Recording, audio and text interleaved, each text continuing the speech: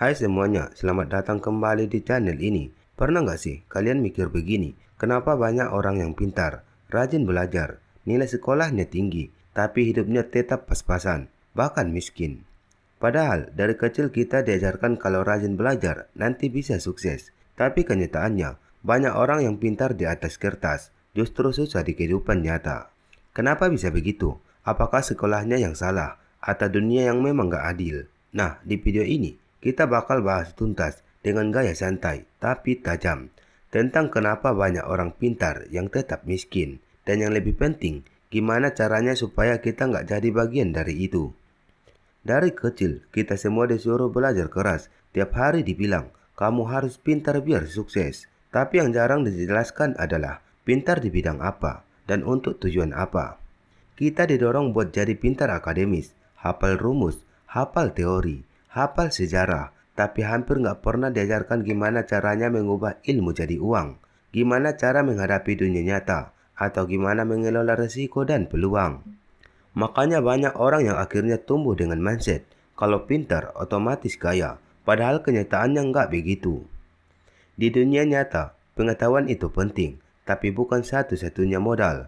Kalau pengetahuan nggak diikuti dengan kemampuan baca situasi, ngatur strategi, dan ambil keputusan, ya hasilnya tetap aja nihil. Ada satu kalimat menarik dari Robert Kiyosaki, penulis Rich Dad Poor Dad. Dia bilang, sekolah melatih orang untuk jadi karyawan, bukan untuk jadi orang kaya. Dan memang begitu, sekolah itu sistem yang bagus untuk bikin kamu paham teori, tapi teori aja nggak cukup buat bertahan di dunia yang realitanya keras. Sekolah itu sebenarnya tempat belajar disiplin, bukan tempat belajar jadi kaya. Kamu disuruh datang jam 7, duduk rapi, dengarkan instruksi, kerjakan tugas, lalu pulang. Mirip banget sama sistem kerja di kantor kan? Nah, masalahnya, sistem ini dibuat untuk menciptakan pekerja yang taat, bukan pemikir yang bebas. Makanya banyak orang yang setelah lulus, mentalnya tetap menunggu perintah, nggak berani ambil keputusan besar, nggak berani gagal, selalu nunggu disuruh, baru jalan. Padahal dunia nyata itu kejam, yang maju bukan yang paling pintar, tapi yang paling berani mencoba. Dan disinilah paradoksnya, orang pintar terlalu takut salah, terlalu perfeksionis, terlalu sibuk memastikan semua benar di atas kertas, sampai akhirnya nggak sempat praktek. Sementara yang biasa aja justru berani ambil langkah, coba ini itu, gagal, belajar lagi, dan akhirnya berhasil. Jadi seringkali, yang menang itu bukan yang paling tahu, tapi yang paling berani jalan. Banyak orang pintar yang jago teori ekonomi, tapi nggak bisa ngatur uang sendiri. Bisa jelasin tentang investasi, tapi nabung aja belum tentu bisa. Bisa ngomongin strategi bisnis, tapi nggak pernah buka usaha beneran. Kenapa? Karena mereka pintar secara kognitif, tapi nggak bijak secara emosional dan finansial. Mereka tahu rumus, tapi nggak paham ritme hidup. Tahu teori, tapi nggak punya insting bertahan. Kebijakan finansial itu bukan soal IQ, tapi soal EQ. Kemampuan ngatur diri, nunda kesenangan, dan ngerti mana prioritas. Dan sayangnya, ini nggak pernah diajarkan di sekolah. Kita diajar tentang fisika, tapi nggak diajar cara mengatur gaji pertama. Kita tahu rumus bunga majemuk, tapi nggak tahu gimana menghadapi cicilan kartu kredit. Jadi banyak orang pintar secara akademis, tapi jatuh di perangkap gaya hidup. Mereka kerja keras, tapi gajinya terus bocor ke sana sini. Dari luar kelihatan keren, ponsel baru, mobil baru, nongkrong di kafe mahal, tapi tabungannya kosong, investasinya nggak ada, dan utangnya menumpuk. Dunia ekonomi modern nggak peduli nilai rapot kamu berapa. Yang dilihat cuma satu, apa yang bisa kamu tawarkan ke pasar. Punya nilai A di sekolah nggak berarti apa-apa kalau kamu nggak bisa kasih nilai tambah ke orang lain. Makanya banyak yang kaget waktu masuk dunia kerja. Ternyata yang naik gaji bukan yang paling pintar, tapi yang paling bisa bikin hasil. Orang yang bisa delivery result, itulah yang dibayar mahal. Karena dalam sistem ekonomi, value creates income, nilai tambah sama dengan penghasilan. Dan ini yang banyak orang pintar nggak sadari. Mereka sibuk ngejar pengakuan, sertifikat, gelar, penghargaan, tapi lupa bahwa ekonomi nggak digerakkan oleh pengakuan, melainkan oleh kontribusi nyata. Banyak orang pintar yang akhirnya miskin karena mereka terlalu sibuk cari aman. Dari kecil udah ditanamkan, Yang penting kerja tetap. Jangan ambil resiko. Padahal dunia sekarang udah berubah. Kerja tetap pun bisa hilang kapan aja. Kita hidup di era di mana yang aman adalah kemampuan adaptasi. Tapi sayangnya, orang pintar seringkali takut adaptasi. Mereka nyaman di zona stabilitas semu. Sementara itu, yang berani ngambil langkah baru, belajar skill digital, buka usaha kecil, atau kerja freelance, justru punya peluang lebih besar. Orang pintar sering berpikir, saya harus paham dulu semuanya sebelum mulai. Padahal dunia bergerak cepat, dan seringkali yang penting bukan siapa yang paling tahu, tapi siapa yang paling cepat belajar. Ini agak ironis, tapi nyata. Banyak orang pintar itu miskin karena terlalu logis. Semua dihitung, semua dikaji, semua dipertimbangkan, sampai nggak jalan-jalan. Padahal dalam dunia nyata, sebagian besar keputusan besar itu justru diambil dengan kombinasi antara logika dan keberanian. Orang pintar seringkali takut karena terlalu banyak tahu risikonya, sedangkan orang biasa aja justru nekat karena nggak tahu betapa besar risikonya. Lucunya, yang nekat itu malah sering berhasil. Karena di dunia nyata, caution with perfection. Bukan siapa yang paling benar teorinya, tapi siapa yang paling cepat nyoba dan beradaptasi. Jadi, dari semua ini, bisa disimpulkan satu hal. Orang pintar sering gagal bukan karena kurang ilmu, tapi karena salah cara berpikir. Mereka pikir dunia dihargai dengan nilai A, padahal dunia menghargai nilai nyata. Mereka pikir aman itu nggak gagal, padahal aman itu berarti nggak tumbuh. Dan mereka pikir kaya itu harus dari kepintaran, padahal kaya itu harus dari strategi dan keberanian. Dunia nggak butuh orang paling pintar, dunia butuh orang yang bisa bikin perubahan. Oke, sekarang kita masuk ke bagian yang paling penting. Kalau tadi kita bahas kenapa banyak orang pintar justru tetap miskin, sekarang kita bahas gimana cara keluar dari lingkaran itu. Karena percuma kita sadar masalahnya kalau nggak tahu jalan keluarnya. Dan tenang aja, ini bukan teori. Kita bahas pakai contoh nyata dengan cara yang bisa kamu praktekin langsung.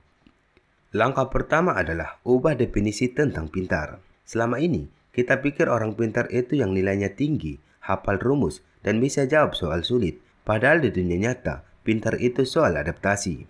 Pintar itu bukan siapa yang tahu banyak, tapi siapa yang bisa pakai pengetahuan itu untuk hasil nyata. Orang yang bisa nyambungin antara teori dan tindakan, itu yang benar-benar cerdas. Contohnya, lihat aja Steve Jobs. Dia bukan insinyur, bukan programmer, bahkan DO dari kampus. Tapi dia punya kecerdasan lain, kemampuan melihat peluang dan menyatukan ide. Jadi, kalau mau keluar dari perangkap pintar tapi miskin, kamu harus redefinisi arti kepintaranmu. Mulai lihat kepintaran bukan sebagai nilai di kertas, tapi sebagai alat untuk menciptakan nilai tambah. Masalah utama banyak orang pintar adalah mereka belajar hal yang nggak punya nilai ekonomi langsung. Bukan berarti ilmunya nggak penting, tapi banyak yang nggak tahu gimana cara monetize ilmunya. Kalau mau bertahan di era sekarang, kamu harus punya skill yang bisa diuangkan, skill yang bisa bantu orang lain, karena itulah yang dicari pasar. Coba perhatikan tren global sekarang. Skill yang paling dicari itu bukan hafalan teori, tapi kemampuan seperti analis data, komunikasi digital, problem solving, marketing online, finansial literasi. Dan menariknya, semua skill itu bisa dipelajari tanpa harus punya gelar tinggi, asal mau praktek dan konsisten. Jadi, orang pintar yang mau sukses harus mulai berpikir, bagaimana cara mengubah kepintaran saya jadi skill yang dibutuhkan orang lain. Karena kalau kamu bisa bantu orang lain menyelesaikan masalahnya, otomatis uang bakal datang dengan sendirinya. Banyak orang pintar jatuh di jebakan satu ini. Mereka sibuk belajar, tapi nggak pernah praktek. Setiap hari nonton video motivasi, baca buku, ikut kelas online, tapi nggak pernah benar-benar mulai. Mereka jadi pengepul ilmu, bukan pengguna ilmu.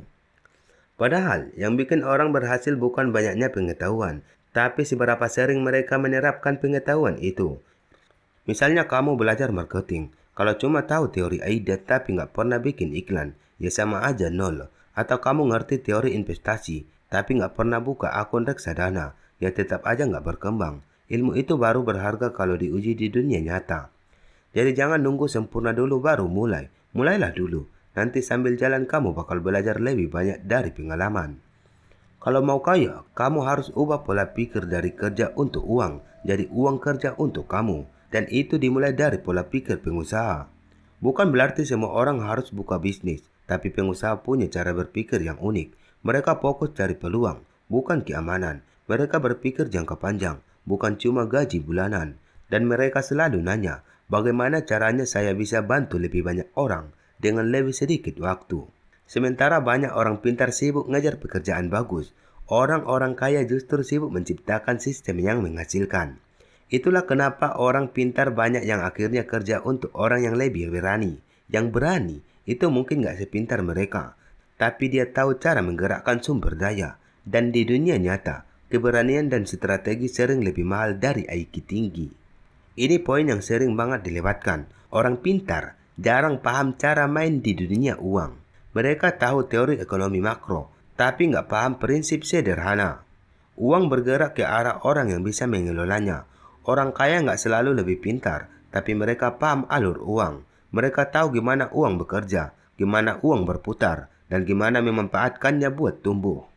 Orang pintar seringkali cuma fokus cari uang, bukan bikin uang kerja untuk mereka. Makanya meskipun pendapatannya besar, tetap miskin waktu dan energi. Padahal, prinsip dasarnya sederhana. Kalau kamu kerja untuk uang, kamu terbatas oleh waktu. Tapi kalau kamu bikin sistem supaya uang kerja untukmu, entah lewat investasi, bisnis, atau aset, kamu lepas dari batas itu. Jadi, jangan cuma sibuk cari penghasilan, mulai belajar cara mengalirkan uang, karena uang itu seperti air. Kalau nggak diarahkan, dia bakal menguap begitu aja. Nah, ini penyakit paling sering diderita orang pintar. Mereka tahu banyak, penghasilannya lumayan, tapi kalah sama satu hal, gengsi. Gengsi itu musuh utama kekayaan, karena gengsi bikin kamu boros, hanya untuk terlihat berhasil. Padahal keberhasilan sejati nggak selalu harus kelihatan. Orang kaya benaran seringnya tampil biasa aja, sementara orang yang pintar tapi pengen diakui, seringnya hidup lebih dari kemampuannya. Dan itu yang bikin mereka susah kaya, meskipun tahu teori finansial.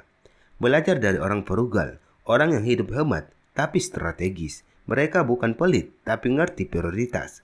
Mereka tahan diri dari kesenangan jangka pendek demi kebebasan jangka panjang.